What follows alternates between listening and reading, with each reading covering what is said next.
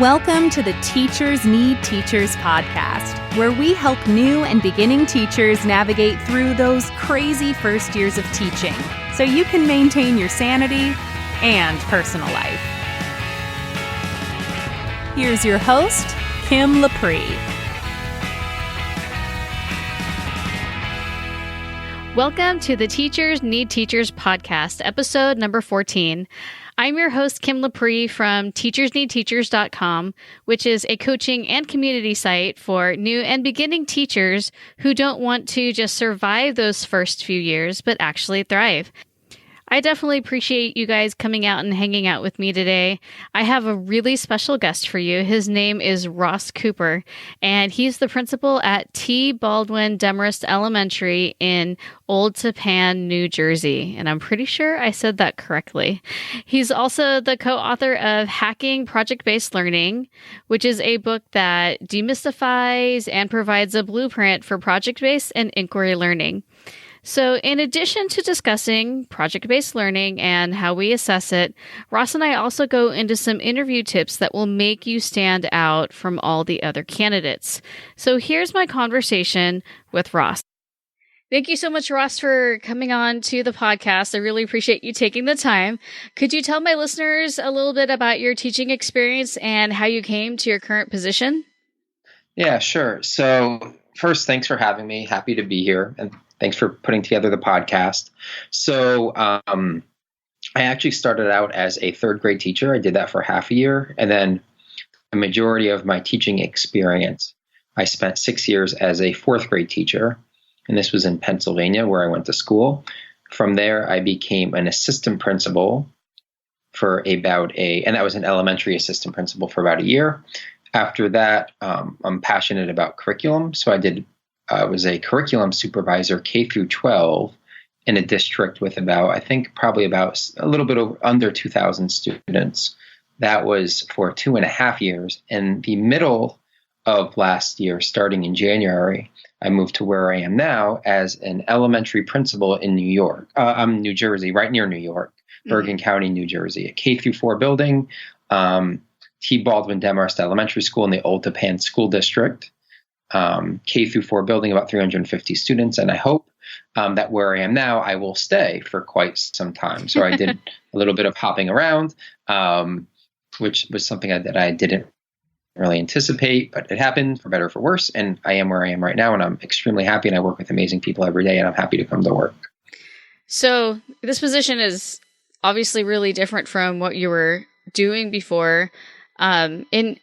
How is this place, like in New Jersey, how is it compared to where you're at in Pennsylvania? Like, what are the demographics like in your community? Well, I should say where I was as a curriculum supervisor, I did part of the Title I work there. Mm-hmm. So, there were certain levels of poverty. Obviously, that's not in all parts of Pennsylvania, but where I was, there were some levels of poverty. And, a little bit more diversity to go along with it. Where I am now, there is no Title I for the district. Once again, for better or for worse, however you want to take it. Some people enjoy working in those environments. Everybody has their own areas of expertise. To me, it doesn't really matter. We serve the kids in front of us no matter what, but, just explaining how it's different. So where I am now, there's no Title I funding, there's no level of poverty, and probably in general, just not as much diversity. But just like anywhere else, it's interesting because I've been across 4 different, I've worked across 7 elementary schools in 4 different school districts. And wherever you go, it's definitely not the same, but, you get a lot of the same issues and a lot of the same problems. And it's just really about, diving in and kind of exploring your context and, just asking questions. Where were we before? Where are we now? Where do we want to go? And then from there, using that to drive your own decision making. So you mentioned that your school is a kindergarten through 4th grade. Can you describe how that fits into the structure of your district? Yep. So the entire district is Old Tappan School District. There's only 2 schools in the district. There's a K through 4 school, and then we have a 5 through 8 school, and then it feeds into a regional high school, which is 9 through 12. So that's kind of typical of the area, which is a little bit unique, something I wasn't as used to before I moved here. Where there are these regional high schools. where multiple K through 8 districts feed into them, which actually, I enjoy it. I enjoy being the only elementary school in the district. I always say if I had to sit around the table, with 7 other elementary school principals and come to like consensus or reach decisions on things, I probably wouldn't play so nice. It wouldn't work out so well. So it's nice. It's nice being the only school. And really, when we try to get things done, we can move things rather quickly because there's minimal red tape, which is really nice. And I'm very fortunate to have a great superintendent, who supports. We work together very well. She's very supportive of what I want to do, and I'd like to think I'm supportive of her as well. And also, we have a great principal over at the middle school, and we work well together too. So I work with great people in a small district, and after doing this, I think it would be very difficult to move to a bigger district where there could definitely be more red tape and more decision makers at the table. Right. And it sounds like because it is smaller and it is more intimate, you really get to have everyone align in terms of their educational philosophy and how they want to do things, while still being able to innovate. Yeah, and I think that's key. I think alignment is important, but also autonomy is important as well. You see some districts that I know like Ed Camps and Genius Hour, they're really big in the classroom, but they've also become they've become really big ways to promote not just learning for students, but also learning for teachers. And a lot of districts, they have this, everything we do is Genius Hour. Everything we do is Ed Camp when it comes to teacher learning. And I think that's great. I think choice is great for students. Choice is great for teachers. But at the same time, when everything's choice, it's kind of like, what's your vision? Like, where are you going? So I think it really has to be a delicate balance where you have this distinct direction and people know what the community stands for, what the school stands for. But at the same time, under that umbrella of that vision, teachers have the autonomy to make it their own in their classrooms and to mold it to fit the students that they serve. And I think that balance is so important. I've worked in some districts where it's kind of like do whatever you want. And I worked in some districts where it's like you need to be on this page at this date. And I think neither extreme works. I think when we do whatever you want, it's one of those things where we just don't know how to establish a vision, or we don't know how to necessarily be instructional leaders or leaders when it comes to culture. And then when we say, you need to do all of this with fidelity, I think it shows that, we're just limited and we don't know how to deal with people, and we're leading out of fear, not just fear of what could happen, but also trying to instill fear in others. A lot of the time I've seen that too. So I really think it has to be a delicate balance while continually being transparent, communicating with all of your stakeholders in regards to why you're doing what you're doing. Technology definitely is very present in pretty much most schools. But I remember when it was sort of really making its way, you had people standing on the side who were like, why do I need to add something more to my plate? And as more people were doing it, they almost felt like they were being forced to add technology rather than really being shown the benefits of it. And when, districts are like, we're going to be 1-to-1, here you go, here are these required trainings that you have to go to. Again, it's being sort of force fed to them where there isn't as much buy-in. And I think they lose the bigger picture of it because of all the micromanaging with these different solutions and, proposals for innovation. Yeah, I think you hit the nail right on the head. It's kind of like, why are we doing what we're doing, right? It's like, are we doing it because the district next door, they got all iPads for the students and we need to play catch up? Or are we doing it because we're promoting best practice? And bad practice with technology, it's only going to amplify, the bad practice. But if we know why, if we have sound and solid pedagogy, then technology can only make that better. So I think sometimes our focus is in a little bit of the wrong place. And we might look at those nice new and shiny tools as shortcuts to being progressive, when really a lot of times it could be taking a step backwards if we don't have a solid foundation of teaching and learning to go with it. And that kind of leads me to where I know that one of your babies is project-based learning. In fact, you co-wrote a book on that. And I remember when I started out with project-based learning, I thought, this sounds really cool. Let's do it. And I'm just going to have them do this really cool project where I have them write reviews on some of their favorite things, that whatever they want to write a review on. It could be on video games or restaurants. And the first time I did that, I just thought it'd be really cool to do. And then when I saw the product in my mind, I thought, well, what did they actually learn? And so sometimes we adopt these new things where we don't really know how it fits in with our framework. We just think it's, shiny new thing to do. And I think that now that I've tried this, I've been a lot more purposeful about it, where it's more, okay, so I've taught them some of these basic skills in my class because I teach English 7. How can I have them apply it in a real world situation? And I think that it's made it much more meaningful for them. And it's easier for me to assess, but it kind of took a while for me to actually try it out and, kind of fail and learn with project-based learning. And so what I'm wondering is, when you started out with that, what was some of the pushback that you got from teachers when you were trying to present it to them? So I haven't presented it yet. As an administrator, I've done some work with it, but I haven't done like a formal like PBL type initiative, if that makes sense. So for instance, next year in our district, or at my school, I should say, there's a good chance we're going to be tackling the next generation science standards. And to me, it makes sense to do that through an emphasis on unit design, which would be, project-based learning, or at least some type of inquiry-based approach. In my previous district, I led workshops, but there weren't any like initiatives or anything like that. But I could say as a whole, even when I was rolling out project-based learning as a teacher, you definitely get pushback from other teachers. Even though you're not doing it to them, they're in your building, so you hear it. Because when you're progressive and you do things that are different, people tend to take notice, for better or for worse. And also some pushback from parents too. And I think some of the pushback from teachers is, and I think Kim, you alluded to this, is like, what do you want to get out of a project? And it's okay, they're creating something that's beautiful, or they're creating something that's unique. But like, how do you know they learned what they were supposed to learn?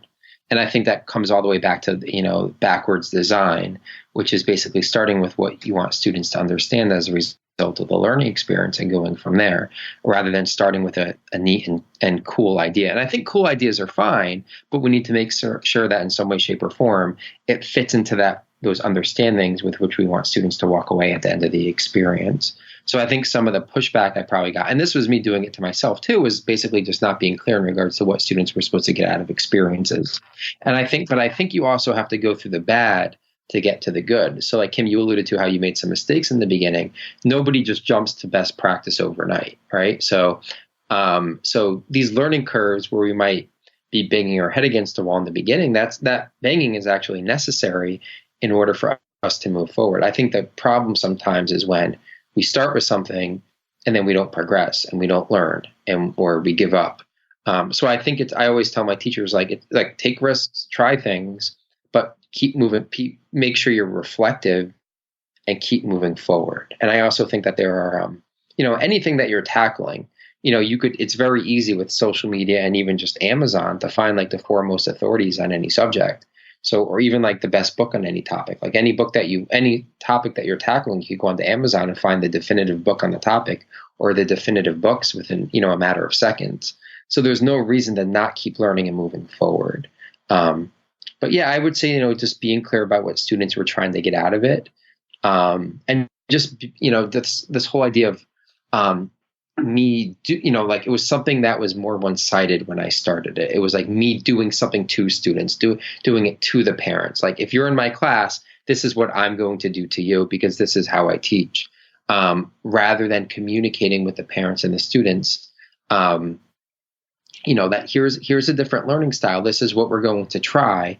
Let's work together to make this, work for the benefit, of the students, and, constantly getting feedback and iterating and getting better and moving forward, while giving the students a voice.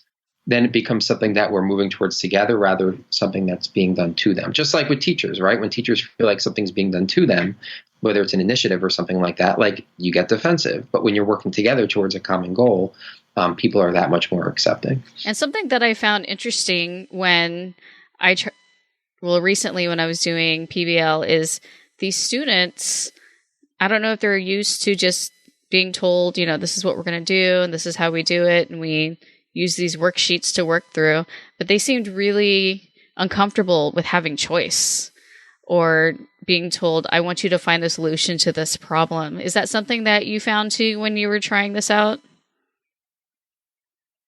I think a little bit. And what you're saying, I've definitely heard that before from many teachers. And I experienced that a little bit. I definitely did. I think because of the fact that I taught younger students, it definitely helped. Mm-hmm. It definitely helps. Typically when you deal with like middle school students and high school students, you see more of that because they've had more time to be conditioned to play the game of school. Right. But when you're getting to students early, that more of that curiosity is still there. And more of that engagement is still there. I always say, like when I walk into my kindergarten classrooms, if everybody could teach like a kindergarten teacher, we'd be much better off. Right. So so I caught them, in fourth grade, which is relatively close to kindergarten. But I think it's also about laying the groundwork at the beginning of the year too, and letting them know what to expect.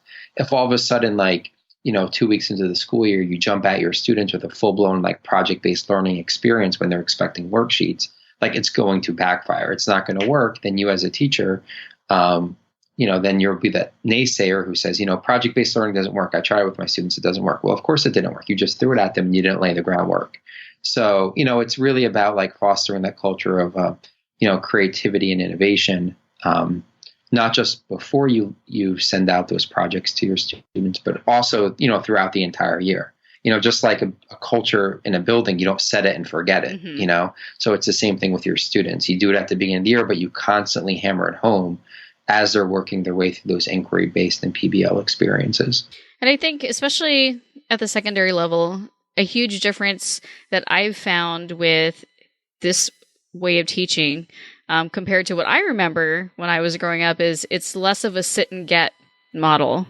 Where, I'm being force-fed the information and I take Cornell notes and I have to regurgitate it in an essay or in on a multiple choice test. Instead, I have to actually ask questions. And I think sometimes I remember getting resistance from my own students because they just wanted to be told the answer because they were worried about the grade. If I don't get the answer right, I'm not going to get an A in your class, even though I told them that, stop worrying about the grade. And what I really liked about that format was it forced them to be inquisitive again. I feel like we sort of beat that out of them by the time they get to middle school, asking questions and wondering and being wrong. I think that's huge for them because they don't want to be wrong because wrong means a worse grade. Mm-hmm.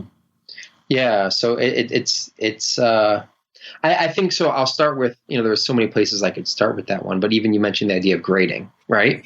So that's kind of so when it comes to PBL or any type of teaching, I think many things about grades, but I think, that's the number one question that, we always get is what about grades?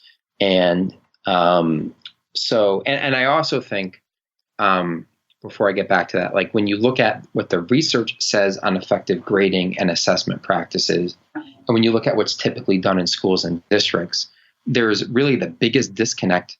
There's a huge disconnect between what the research says and what's really taking place when it comes to grading and assessment practices. I remember when I left the classroom, once again, I made a lot of mistakes and I started reading up on effective practices when it came to grading and assessment from, some of the top heavy hitters in the field, like the Rick Wormleys and the Ken O'Connors and Tom Guskys. And for the most part, they have little discrepancies between the research and they have little disagreements, but for the most part, a lot of it is very similar. And I was like, oh my gosh, I did so many things wrong. Why didn't anybody ever trade me on grading and assessment practices? And I think it's really the toughest hill to climb, more so at the middle level and the high school level, because things like getting rid of grades and standards-based grading is tough because one, there's more of an emphasis on content and grades and accountability, but also the fact that after high school, students are going to colleges. So that's another hill to climb, and the whole idea of GPA and things like that. But it's just one of those things where it's like, oh my gosh, like it's a tough hill to climb. But if we're able to climb it, we can make such a huge impact in our schools and districts if we could get everybody on, similar grading and assessment systems. But getting directly back to PBL, I think, it's like, okay, the students need a grade. And what Aaron and I always advocate for is not grading the project itself. Because when you look at creativity, if you look at anything that's going to promote creativity, like the work of, let's say the work of Daniel Pink, if you've read Drive or seen his TED Talk, anytime you throw a grade at creativity, you're going to squash it, right? So if any type of creative work itself, if you're saying you're going to be accountable for this, it's going to serve as an obstacle to creativity. And really, project-based learning and inquiry-based learning, those are opportunities for creativity to flourish. So throwing a grade at it and telling students, okay, we want you to open up and take risks, but we want to hold you accountable. It's like you have one foot in one door and one foot, in the other. Right. You really have to just pick a side and go with it. But at the same time, you need to make sure students understand what they need to understand and learn what they need to learn. So as long as you have evidence of that through the project, then you're good. If you need to be a grade, then think about what students need to learn, right? And then give them some other type of maybe give them an open-ended test. It doesn't assess the project itself, but assesses the content that they need to learn. But grading the project itself, I think, is entirely counterproductive.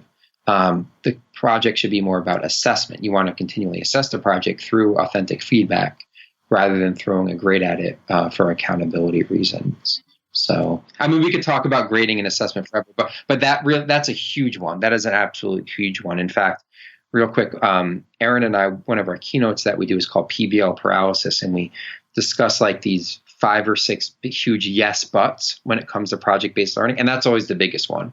When the yes but is but my kids need grades. You could always see the audience yes, finally, we're going to talk about this because it's just so huge. But once you figure out a solution, it's actually just so simple. As long as your administrators are on board with it. So, which they should be if they understand good practice in my mind. Now, when you are looking for new teachers, so what qualities for your particular school, what qualities are you looking for when you're hiring someone? Yeah, so I think it's really a lot of it's about being a learner more so than anything else. I think it's easy to fall in the trap of only learning through the official initiatives in your school or in your district. So I want to know that the people with whom I'm working, are learners, and that they maybe either they go to conferences, they're on social media, they're reading blogs, they're writing blogs, they're on Amazon. They're not waiting for the learning to come to them. I think that's huge. One of the most important things, if not the most important thing, when it comes to hiring. I also want to, and this is something that you really can't quantify, but just somebody who's just a nice person. I always say to my teachers, if you're nice and if you're a nice person and you're a learner, that's really all that, that's what I care about, and, I just want people that are just genuinely, people who are just nice to others. And that, I'm lucky enough to work with an amazing staff of teachers. I walked into a great culture and everybody's so kind and helpful and caring. And that's what I want to, that's what I want to see continue in the building in which I work. So it's all about being a learner, but also being a nice person and a good fit for the culture. So, those are probably the 2 first things that really come to mind, when it comes to the hiring process. So if I were being interviewed today, going to segue over here. What are some of the questions that you would ask me? So I typed up 5 questions. I think they're a little bit unique, but for the sake of your listeners, I think they're also questions that they're probably likely to hear as well, or close to questions they're likely to hear as well. Okay. So first one is just tell us about yourself and what brings you here today. I have been teaching for 17 years mainly as a middle school teacher. I've taught 5th through 12th grade, but my passion is teaching specifically 7th grade. I started out as a band teacher, actually, and about 10 years ago, I transitioned over to teaching English. And since then, I found that I've been able to be more innovative, and I can incorporate technology, and I've been able to really grow and reflect on the way that I teach so that I can be more impactful with my students. One of my favorite populations to teach are students that have IEPs, so they have like ADD or ADHD. And in fact, for the most part, my classes have about 50% of students with IEPs. And I love being able to provide them extra support, but also make them feel like they actually can grow, because a lot of them have a lot of self-defeating, mentalities. So I've been on that journey with trying to learn how to improve my practice through standards-based grading, through using more engaging strategies in my classroom. And I came to your school because I saw all the great things that you're doing, and I like the smaller environment that your school provides. So I think that if anything, the emphasis on the IEP students is wonderful, because when you say that, what is everybody in the room going to say or think? They're going to think, "Aw," that type of thing. Like, she's sensitive, she's empathetic, and I think the more awe moments we create is great, right? So, so we always know that this question's coming. You started off by talking about your career path, right? Like where you are in your career. Another option too would be talk about like, what brings you here today as far as like your family or something like that. So for instance, when I was asked this in my interview, like, it's coming, right? So it's like, I made sure to talk about, at least plug my adorable nephews and my niece, or I think at the time my niece wasn't born. So it was just like my adorable nephews. And what does everybody think? Oh, he's like a family man, like that type of thing. So you're creating these little moments where people can identify with you.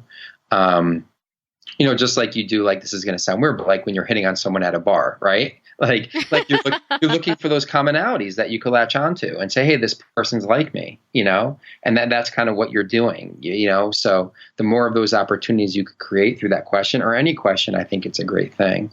But I think what you did was you kind of molded it in a way that fit that really told the story about the type of person that you are. And that's a beautiful thing. And you kind of already started on this one a little bit towards the end. Why are you a good fit for organization? I definitely find myself to be extremely reflective as a teacher.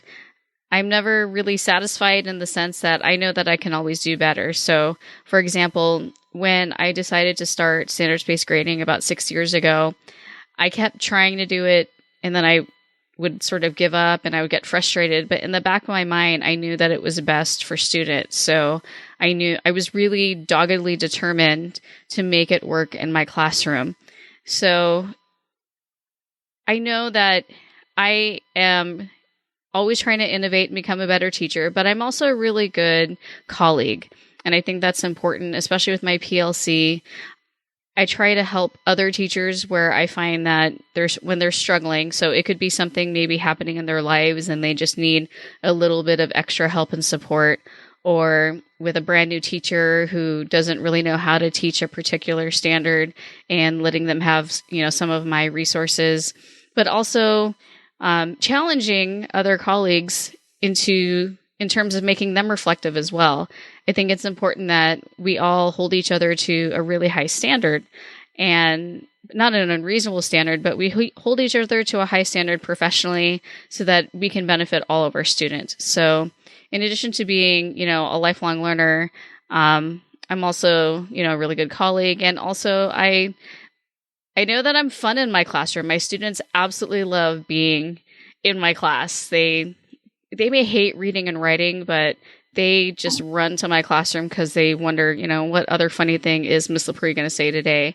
And I love doing that because I sort of feel like I trick them into learning. So they may not necessarily know that they're learning how to write a 5-paragraph essay, but they follow along. I use funny examples. I use a lot of puns.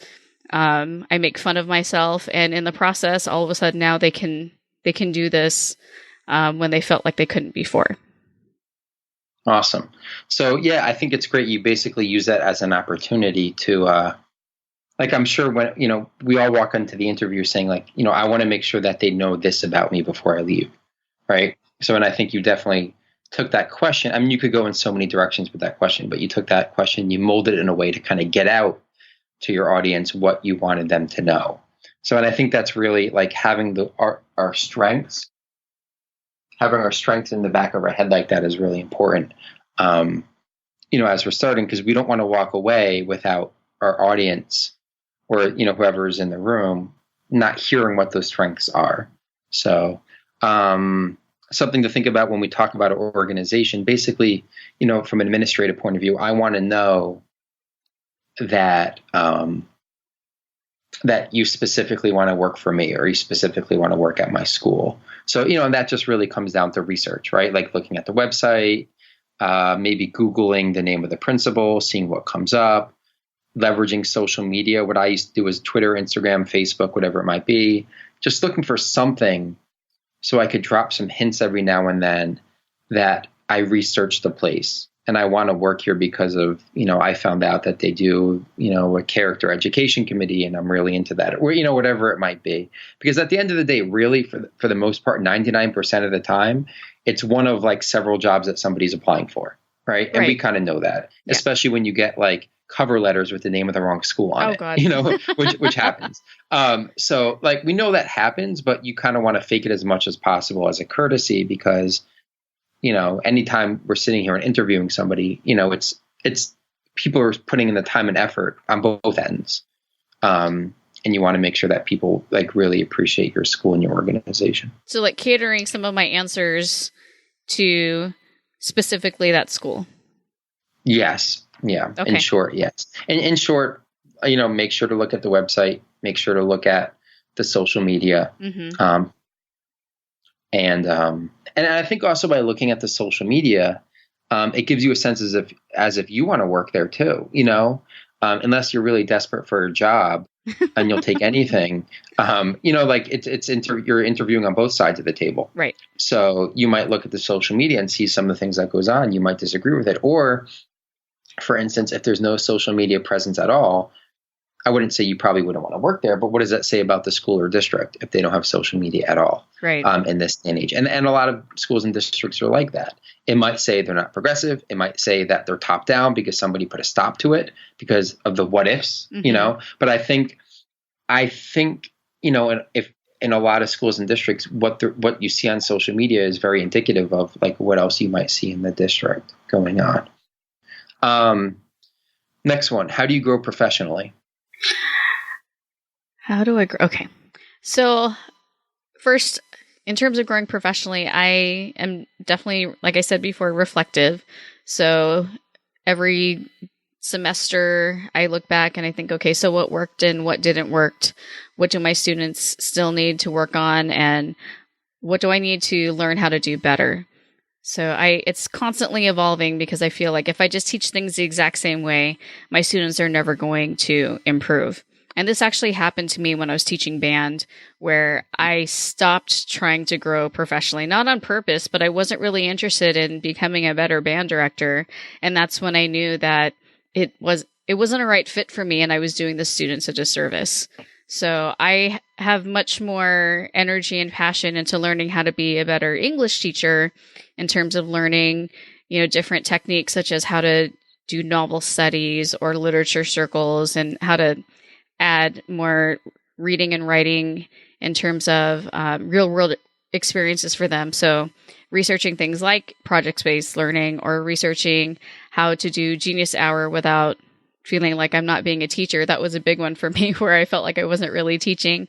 So just trying to be innovative and trying new things, not for the sake of it, but because I felt like it would make sense in my classroom and that my students would be more engaged and that they would find the learning experience meaningful. So that's one way. And another way is I don't attend necessarily a lot of in-person conferences as much as I would like to, but I do, if they have like at ISTE, they have an option to stream it from home, or I will go and just read as much as I can online to try to just learn as much as I can. Okay, excellent. Yeah, so I'm starting with like you gave a specific example, and that's something we haven't mentioned yet. That is huge, because I remember when I interviewed initially, this was when I was trying to get my first teaching position. I remember they gave me like a question. I forget the question that it was, but I remember the district. And basically I gave them this like picture perfect theoretical answer in my mind based on research. Mm-hmm. But the question was like, it started off with based on your experience, blah, blah, blah, blah, blah. And I gave an answer based on research because I couldn't speak to my experience. So afterwards, after I answered it, I knew it was a good answer, but he goes, and that was based on your experience, as if he was like questioning my answer. I was like, sure. And I think there's a fine line there, whereas we want to make sure that we incorporate the two, but anytime we could illustrate what we're talking about through stories, to say, hey, like, not only do I say that this is best, not only have I read, Ken O'Connor, and do I think standards-based grading is what our students need, but here are specific examples of how I've tried it out in my classroom.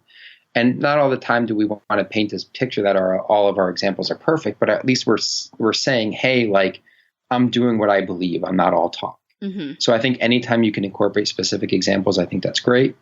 The professionally one is tough because, it's something I always ask. So anybody who's listening now, if you're ever in an interview with me, I'm going to ask this. I want to know how you grow professionally. But a lot of times you get very vague answers because honestly, and this isn't a knock on anybody, but I don't think a lot of people intentionally grow professionally other than the experiences and initiatives in their own schools and districts. I really don't think a lot of educators actually read books about education. Once again, not saying that to be nasty, but that's what I've experienced. For instance, I'll give you an example. Not too long ago, I was, on the giving end of an interview, and somebody was talking about, kind of in a vague sense, the articles that he read. And, I just said, oh, just tell me, and not to be mean, but I was like, all right, could you talk to me about a specific article that inspired you? And the person looked at me like I was crazy and he couldn't. He's like, no, sorry, I can't think of any. Uh-huh. You know what I mean? So like, and that happened in the middle of an interview. And it's like, really, like you can't, there's nothing, so not even the name of somebody or something. So I think it's important to, with all questions, but also this one as well, to be very specific. Now, if the candidate hasn't read a lot of books or a lot of articles, what would be an acceptable answer to that? Well, any way that you could learn, right? So even something like Twitter or social media, or even just talking about, hey, like, as a student teacher, once a week, we had common planning time, and I would sit in on the teacher meetings, and and here's what I got out of it. Okay. Here's one thing I learned. Just a couple months ago, it was a Tuesday, and I was sitting in a meeting, and they were talking about, whatever it is, project-based learning, and this tip really caught my attention. But something, because I always think like best case scenario is one, that you're reflective, that you're willing to accept feedback, that you're teachable, but also, it's my own personal bias. I feel like we should be reading books. I think the deeper learning comes from books. But if you can't do that, once again, that's my bias. That's how I feel. If you can't do that, then, do something. Okay. Because I could see, especially a teacher who just got their credential thinking, I've been becoming a better professional by being in college, and I haven't had a lot of time for extra. So, I get what you mean. Yeah. So I'm trying to think of how they can answer in a way that still highlights them as a candidate, but isn't them lying and making up all this stuff that they're supposedly done. I think anything on the internet, blogs, articles, social media, I think student teaching might be another one as well. Okay. I think student teaching might be, because everybody's gone through student teaching if you're applying for a job. Mm-hmm. Okay. Ready? Yep. Next one. Okay. Talk to us about a time in which you made a mistake and learned from an experience. Or I should say learn from an experience, via a mistake. Right. You get the idea? I do. I can think of one specifically in terms of communicating with a parent. So I had a parent, I sent out a newsletter and a weekly email to the parents talking about what's coming up and about grading and with reminders about due dates. And I guess my tone, I hadn't checked my tone on there, or even the fact that in one sentence I had put several words in the sentence in all caps, more for emphasis, just because it was a looming deadline. And I had a parent who was really upset, and so upset that he went straight to my principal instead of talking to me. And he said, "When you put all caps, you're yelling at us."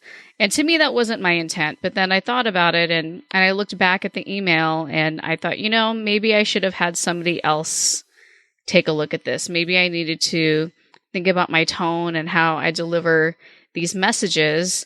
And so from that, I did apologize to the parent because that wasn't my intent.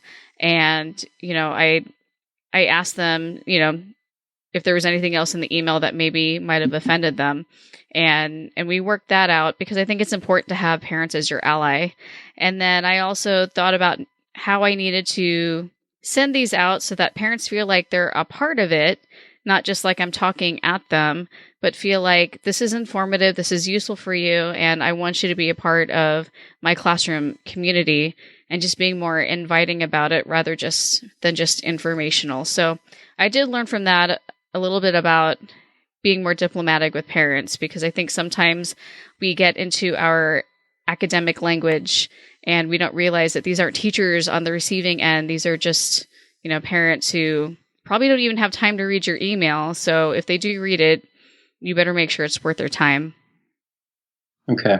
So this one is probably, in my mind, and this, once again, this is my opinion, it's probably an easier question, whereas if you're on the receiving end, you might look at it as a harder question. But all I really want to get out of this is probably two things. Is one, that like you've reflected upon what you did, and what you would do now. What you would do now is a much better solution. Maybe not what I would do, but a better solution. Right. Does that make sense? So like with an email, I always think, of course you want, and this is just my opinion once again, if you want to be more careful with an email, don't send the email. Like I always tell my teachers, pick up the phone. I can't, and this is more specific to how you answer, but I can't tell you how many, not a lot, but a good amount of parent phone calls I got this year, complaining about teachers, were because they didn't like a teacher's tone in an email. And I would just say to the teacher, if you picked up and, picked up the phone and made a phone call, or had a conference or whatever, like this wouldn't have escalated, So that's with dealing with emails in general. But I mean, really more so than that, what I'm really looking for is just like that you're owning it, that you're not someone who's like, well, I don't really make mistakes, or I can't think of anything, but that happens, or that you're, and that you're not wavering. Like you outright admit, I did this wrong. I shouldn't have done this. It was wrong because of X, Y, and Z. It was bad judgment. And if I were to do it again, this is what I would do. Just really owning it. And I think that's tough. And even if you don't want to own it, at least fake it like you're owning it. But I think that's just that whole idea of it's not really about the specifics in regards to like what happened. It's just like, what kind of person are you? Are you somebody that owns your mistakes and learns from them? That's really what you're asking. Are you somebody who owns your mistakes and learns from them? That's really what that question is. And can they use student teaching experience? I think so. I think so, definitely. I definitely think so. Because if you go through your whole student teaching experience and you're like, well, I didn't really make any mistakes. it's like then there's an even bigger issue. Yes. Because not only, are you not even a full-time teacher yet, but you think you're doing things perfectly. So, yes, I think definitely, but really just owning it, really owning it, as if you're somebody who then, when I'm on the listening end of it, I'm thinking, wow, like this person is owning it and learning from it. And I'm confident that he or she will take the same approach when it comes to other mistakes that are made. Okay. Last one. Okay. What do you do in your free time? In my free time, aside from grading, because I am an English teacher. Actually, I don't do much grading at home anymore, but I do spend time with my family, and I blog. I have a podcast. I try to connect with other educators via reading their blogs or social media, and try to stay connected, because I feel like, well, I know that I don't have all the answers. So I'm always trying to find the answers from someone else who knows more than me. So I do spend a good chunk of time with that, and as well as just resetting myself with my family and friends, because I know that teacher burnout is a real thing, and I don't want to commit my entire life and my entire day just to teaching, because I put so much of myself into the school day. Awesome. So yeah, I mean, great answer. I think with this one, this is something I wouldn't be able to answer well because I don't have much of a balance in my life, which is terrible.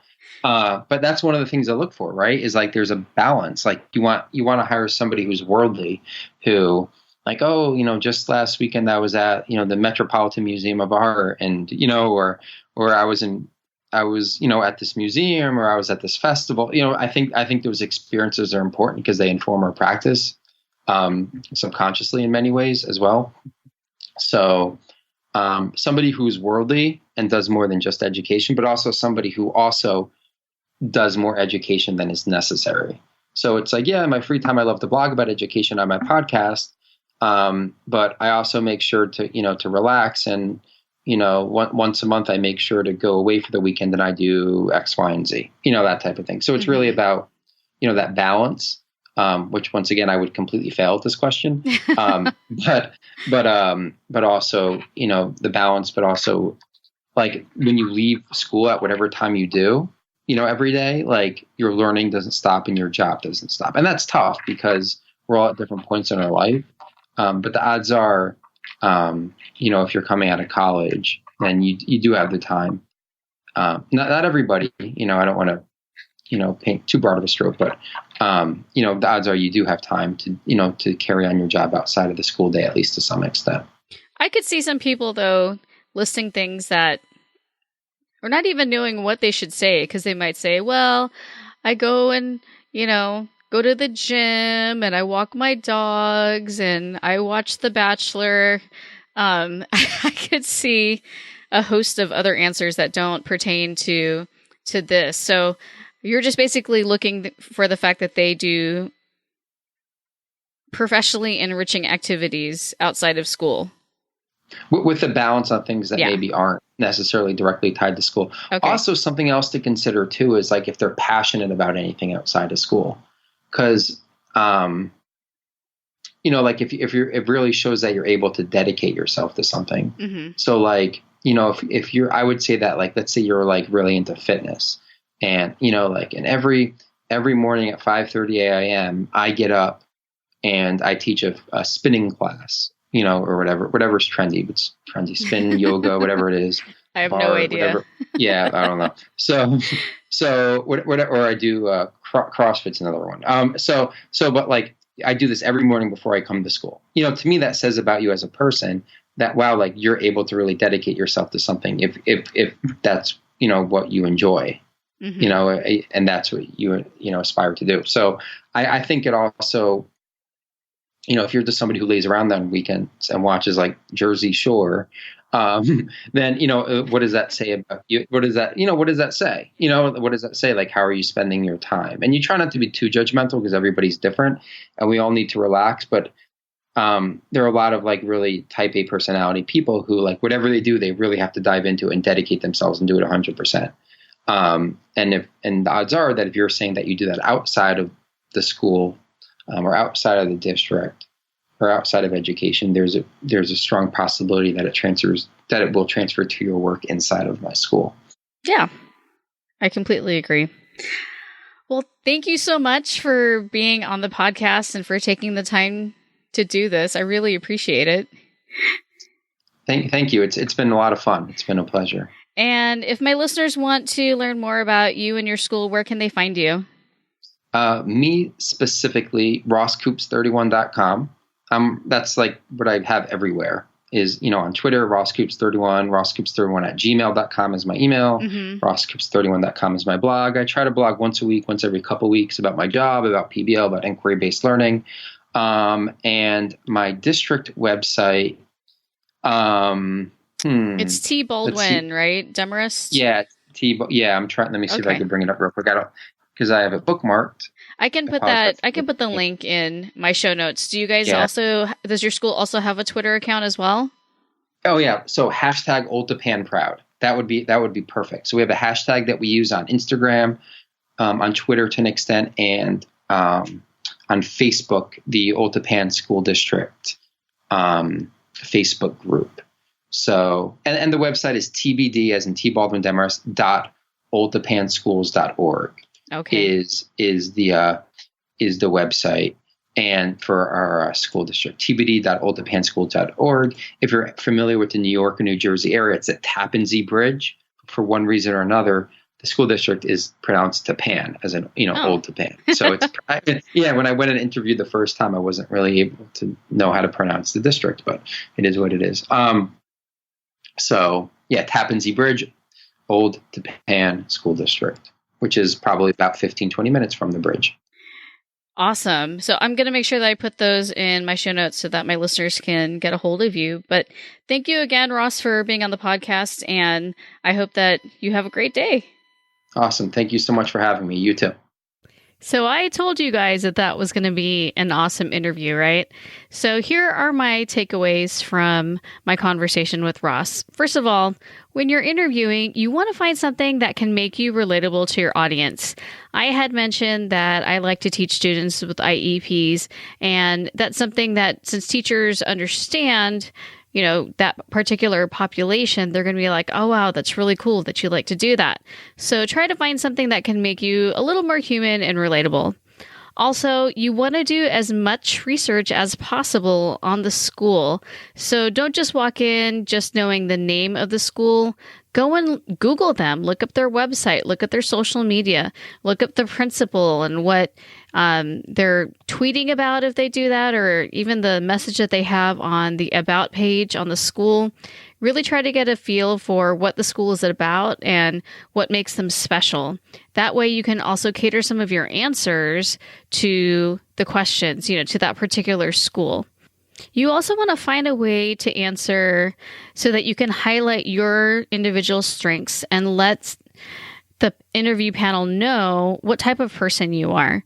So you want to think about, if you're really into technology, then you want your answers to revolve around technology. If you're really into building relationships with families, then you want to talk about how you geared certain lessons or activities so that you can involve the family. Also, you want to try to give specific examples whenever possible. And I know that this isn't always easy when you are a first-year teacher, but even your teaching experience or observations can count. And you don't want to just give some theoretical answer. You want to have something concrete, something that you witnessed, even if it was your cooperating teacher, or something that you actually did during your student teaching experience. You want to paint a picture for them so that they know what you would do and how you would react in a situation. So I don't know if you guys have noticed that after all of these interviews, I've actually gotten a little bit better, considering that I haven't interviewed for a job in quite some time. And this is going to also happen with you. And there's going to be these commonalities between pretty much all of the questions that these principals and administrators have asked me. And so keep that in mind and have your answers prepared so that when they ask you something that's similar, so maybe instead of tell me about your educational journey, they might say, tell me about your teaching experience. Tell me a little bit about yourself and what brought you here. Those are all basically asking the same question. So have it prepared and keep it short and succinct. Don't sit there and ramble on too much because you just want to get to the point, and you want an answer that's going to highlight what an amazing teacher you're going to be in their school. So, thank you again for listening to the Teachers Need Teachers podcast. I'm hoping that if you're listening to this, you've also listened to my other principal and administrator interviews, and I hope you like this show. If you want to find out more about Ross, if you want to find out more about the book that he wrote and see the show notes and the questions that he asked me, go ahead and head over to teachersneedteachers.com/14, and you're going to get all of that. Also, if you want to discuss anything that Ross and I had a conversation about, you can head over to my Facebook group, which is Teachers Need Teachers, and you can go ahead and ask some questions in there. Also, while you're over there, maybe you can open a new tab and you can head over to iTunes and leave a rating and review. Hopefully you've gotten some value out of all of these interviews that I've had for the past couple of weeks, and you want to give us some love. And again, As always, if you have any questions or suggestions or want to be a guest on my podcast, please email me at kim@teachersneedteachers.com. I really hope you have a fabulous day.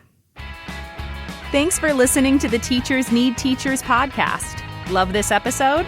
Head over to Apple Podcast or Google Play to subscribe, rate, and leave a review.